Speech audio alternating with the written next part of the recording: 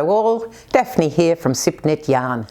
Block J is a very straightforward block full of bands of contrasting textures.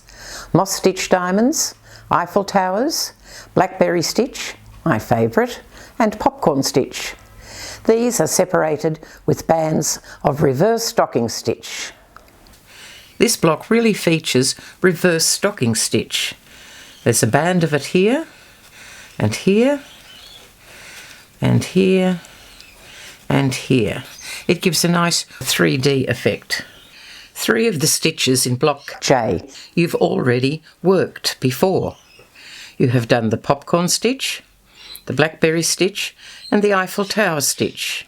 The previous Eiffel Towers were in a block, but this time the Eiffel Towers are all in a row, sitting on the ground, as they should be.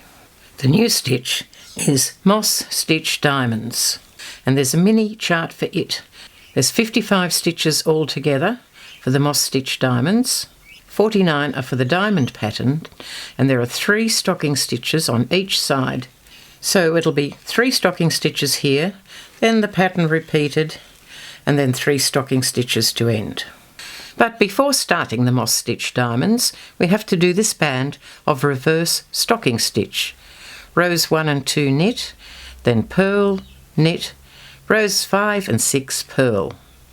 Then work the Moss Stitch Diamonds twice, maintaining the 3 stocking stitches in the side panels. When you finish the Moss Stitch Diamond pattern twice, you need to do some more reverse stocking stitch.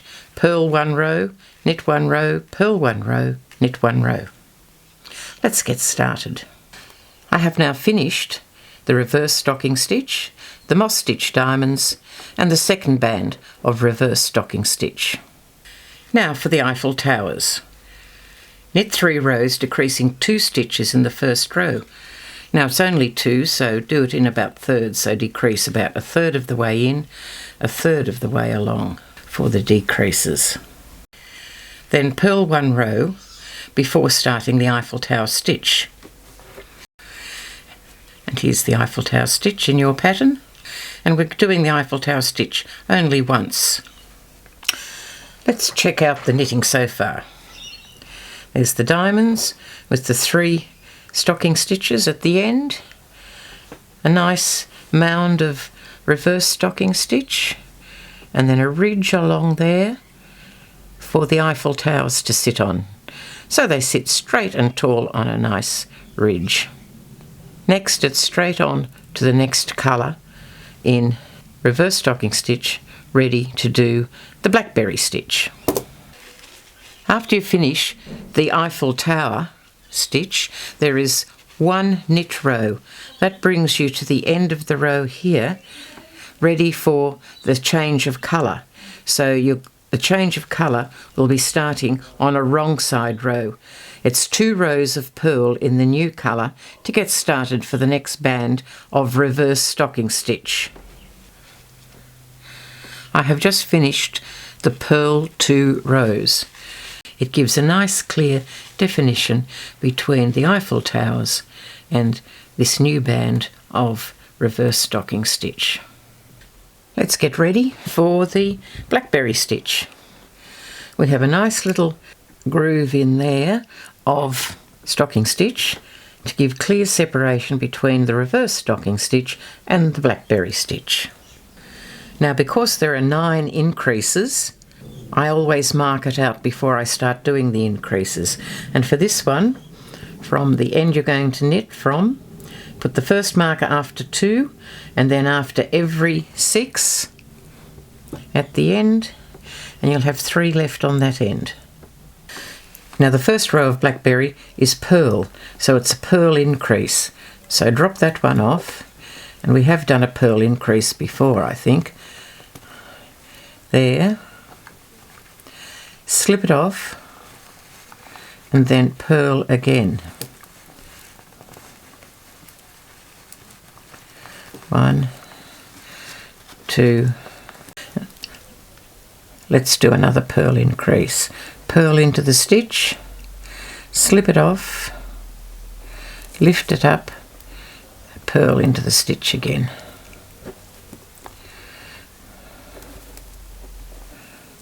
And the last increase is into the third last stitch.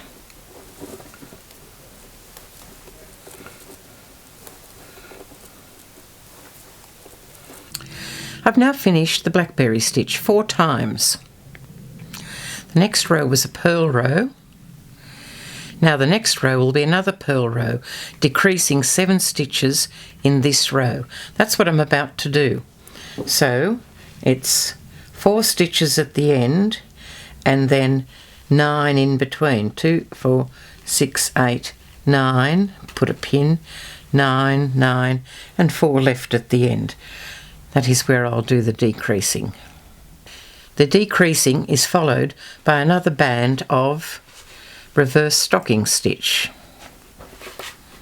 which is purl 1 row, knit 1 row, purl 1 row, knit 1 row. Finish the bands of reverse stocking stitch. Now we're up to the popcorn stitch, and you work the popcorn stitch once.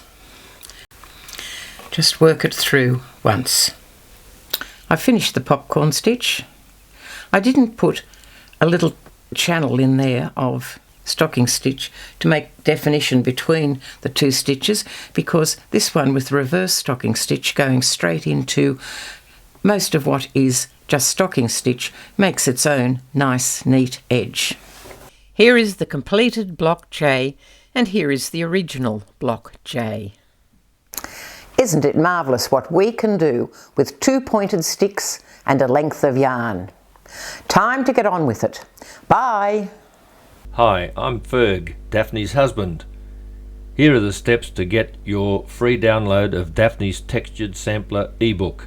The first step is send an email to knitwithdaphne@gmail.com and include the subject Free Download. There is no need for any content in the email, and then send the email. You will receive an automatic response to your email that includes the link to access Google Cloud. When you click the link, the Knit with Daphne folder with all the downloadable patterns will open. Double-click the textured sampler blanket to open and download the ebook. Enjoy knitting the textured sampler blanket.